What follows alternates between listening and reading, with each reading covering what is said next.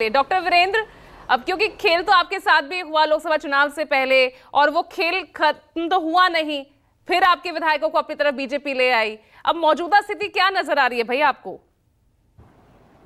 पूजा जी, मैं आपकी जो टीवी स्क्रीन पे एक बात चल रही थी संवैधानिक संकट की, उस पर वैसे एक सेकंड बोलूंगा। हाँ, बोले। देखिए किस तरीके से भारतीय जनता पार्टी ने हरियाणा में संवैधानिक मूल्यों की, संवैधानिक मर्यादाओं की हमेशा हत्या की। मैं आपको एग्जाम्पल बताता हूं कि किरण चौधरी भारतीय जनता पार्टी में शामिल हुई, उसका रेजिग्नेशन एक्सेप्ट नहीं हुआ। बिल्कुल एक दिन पहले कांग्रेस की पेटिशन के बावजूद भी उसकी सदस्यता नहीं गई।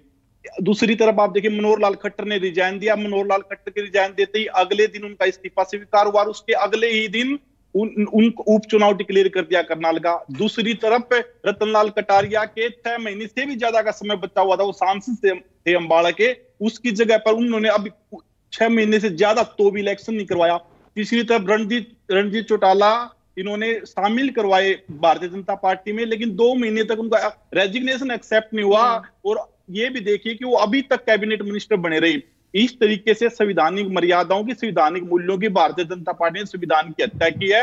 और इसी तरीके से जो सदन बुलाना था इन्होंने, ये सदन किस तरीके से लोगों को बकाया गया, ये ऑर्डिनेंस लेके आए। एचआर जो कर्मचारी हैं, कच्चे कर्मचारी, उनके लिए ऑर्डिनेंस लेके आए। हालांकि उस घोषणा नहीं हुई थी, एक दिन का सदन बुला के वो विधानसभा में पास भी कर सकते थे, लेकिन सिर्फ और 6 महीने का टाइम भी पूरा हो जाता। लेकिन इन्होंने हरियाणा के लोगों के साथ गलत किया और हरियाणा साथ की साथ में, क्योंकि वो ऑर्डिनेंस खत्म हो जाता, 6 हफ्ते का टाइम होता है, लोगों को बकाया जा रहा है।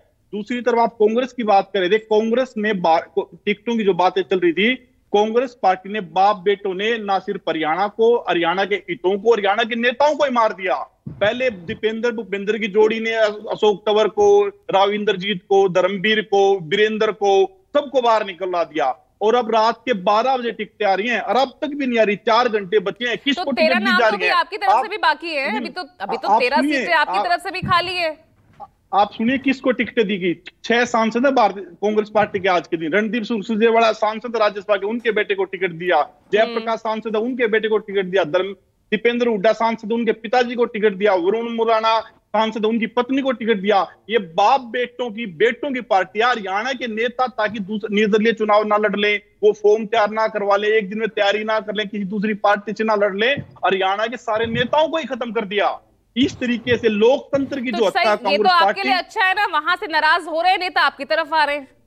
अरे कहाँ आ रहे आप आने? हमने पहले भी कहा था कि हम किसी भी इस तरीके की, हम सिर्फ ताऊ देवीलाल जी की विचारधारा पे चलते हैं। हम पार्टियां नेता बनाते हैं। देखिए भारतीय जनता पार्टी ने लोकसभा चुनाव में 2 दिन पहले आए हुए रणजीत चौटाला को, नवीन जिंदल को टिकट दे दिया। अब इन्होंने हमारे 5 नेता तोड़े, आज तोड़े और कल टिकट दे दिया। इन्होंने कहा ना संगठन की पार्टी है, कार्यकर्ताओं की पार्टी है। रामविलास शर्मा की बात पे इन्होंने कहा था। देखिए संगठन की पार्टी, 5 दिन पहले आए लोगों को सबको टिकट दे दिया। कम से कम 25 ऐसे लोगों को टिकट दिया जो 10 दिन पहले पार्टी में आए। ये इनकी संगठन। दूसरी तरफ ये कह रहे थे ना 70 साल, आप 70 साल की जो नियम है, आपने रामविलास शर्मा पे अप्लाई कर दिया, आप नरेंद्र मोदी पे अप्लाई कर दो, बाकी और आपके मंत्री हैं, डिफेंस मिनिस्टर है राजनाथ सिंह, उन पे अप्लाई कर दो।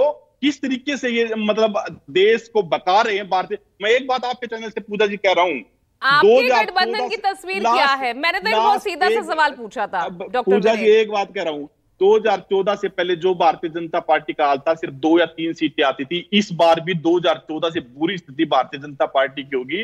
भारतीय जनता पार्टी का ये हरियाणा में आपका 2019 वाला हाल है, आप ये बताइए ना।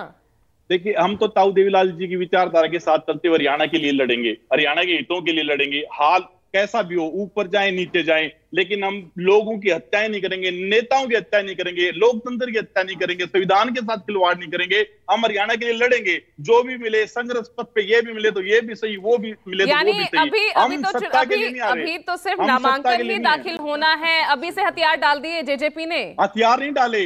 मैं आपके चैनल से फिर कह रहा हूं, भारतीय जनता पार्टी का अंतिम चुनाव है और हरियाणा में मुख्य सत्ता पक्ष या फिर सबसे बड़ा विपक्षी दल जननायक जनता पार्टी बन के आएगी।